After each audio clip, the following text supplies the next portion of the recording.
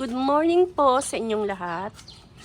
So, titingnan po natin yung mga ampalaya ni Joben, kung gaano nakakarami, kung pwede na ba tayong maggulay.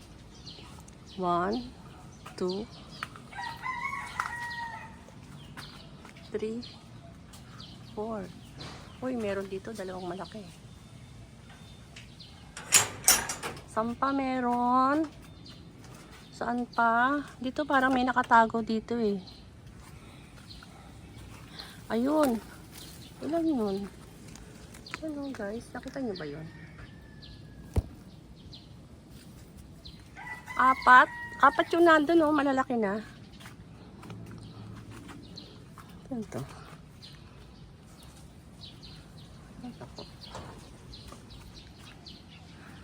Ito. Ayun, meron. Pwede nang anihin. Magsasawa na naman ako sa ampalaya na may itlog. Meron pa ba dito? Yung kamyas ko. Aba, ang kamyas ko. Hindi, walang bulaklak na yun ang kamyas ko ah. Ayun, malunggay guys oh. Malunggay. Ibang piraso pala yung 5? Oh, ang dami. 5 daw. Sana dumating si Pe para mabigyan ko siya ng ampalaya. Hindi naman kumain ng ampalaya. Anong hindi? Sino sabi sa'yo? Bakit mo alam? Sinabi niya ba sa'yo na hindi siya kumakain? Hindi kumain ng ampalaya. Sinabi ba niya sa'yo na hindi siya kumakain ng palaya? Ha? Oh, hindi pala eh. Bakit nagsasalita ka? Judgmental ka. Ayaw lang nila yung ano, yung langka kasi mahirap balatan. Ayaw nila madagta. Pero tong ampalaya, madali lang to. Favorite nga nila Mika yan eh.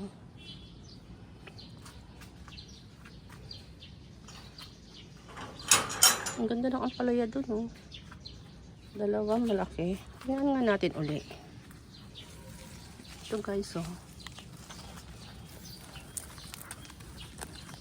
Ayan. Ampalaya.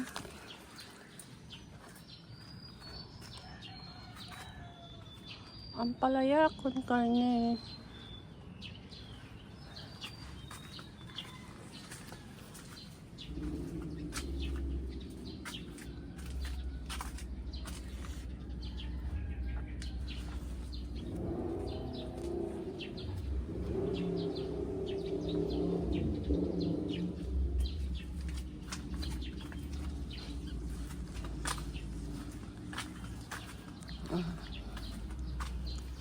So ayun guys, nakita na natin yung kanyang ampalaya.